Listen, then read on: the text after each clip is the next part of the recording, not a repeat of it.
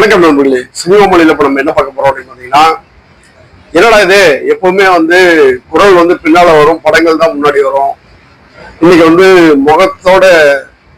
முகத்தை காட்டி பேசுறோம் அப்படின்னு பாக்குறீங்களா? ஒரு புது முயற்சி தான். இப்ப சினிமாமொழியில் நம்ம என்ன பார்க்க போறோம் அப்படின்னா, 2026 சட்டமன்ற தேர்தல், அதாவது தமிழ்நாட்டின் 17வது சட்டமன்ற தேர்தல் நடந்து முடிஞ்சிருக்கு.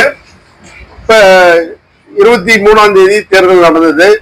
29ஆம் தேதி வரைக்கும் தேர்தலுக்கு பிந்தைய கருத்து கணிப்புகள் வெளியிட தடை விதிக்கப்பட்டது. அதுக்கு காரணம் என்னன்னு பாத்தீங்கன்னா, மேற்கு வங்கத்துல 2 கட்டங்களாக, அதாவது 294 தொகுதிகளுக்கு 2 கட்டங்களாக தேர்தல் நடந்தது. அதுல 29ஆம் தேதி ஒரு 142 தொகுதிகளுக்கு 2ஆம் கட்ட தேர்தல் நடந்தது.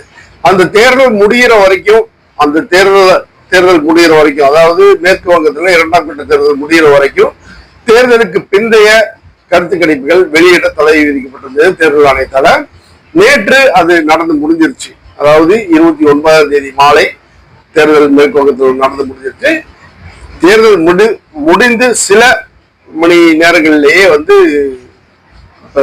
தேர்தலுக்கு பிந்தைய கருத்து கணிப்புகள் பரவலா வர தொடங்கிருச்சு. அதுல எந்தெந்த நிறுவனங்கள் என்னென்ன கணிப்புகள் சொல்லியிருக்காங்க அப்படிங்கறத இப்ப நம்ம பார்க்க போறோம். அதுல குறிப்பா சொன்ன எல்லா தரப்புமே திமுக தான் தமிழ்நாட்டுல அதிக பெரும்பான்மையில வெல்லும், திமுக கூட்டணி தான் வெல்லும் அப்படிங்கிற மாதிரி சொல்லியிருக்காங்க. அதிமுக உடைய நிலைப்பாடு சொல்லியிருக்காங்க. அது எந்தெந்த நிறுவனங்கள் எவ்வளவு தொகுதிகள் சொல்லியிருக்காங்க, என்ன சொல்லியிருக்காங்க அப்படிங்கிறத விரிவா பார்க்கலாம் வாங்க. இதுல ரீபப்ளிக்கோட கருத்து கணிப்புல என்ன சொல்லியிருக்காங்க அப்படின்னா, திமுகவுக்கு 145 இடங்கள் கிடைக்கும் அப்படின்னும், அதிமுகவுக்கு 65ல இருந்து 85 இடங்கள் கிடைக்கும் அப்படின்னு சொல்லியிருக்காங்க. அதே சாணக்கியா கருத்து கணிப்புல திமுகவுக்கு 145 முதல் 160 இடங்கள், அதிமுகவுக்கு 50 முதல் 65 இடங்கள், மற்றவை 13 முதல் 18 இடங்கள் என கணிக்கப்பட்டிருக்கு. NTTV கருத்து கணிப்புல திமுகவுக்கு 125 முதல் 145 இடங்கள் கிடைக்கும் அப்படின்னும், அதிமுகவுக்கு 45 முதல் 80 இடங்கள் கிடைக்கும் அப்படின்னும், தாவேக 18 முதல் 24 இடங்கள், மற்றவை 6 முதல் 8 இடங்கள் என சொல்லப்பட்டிருக்கு.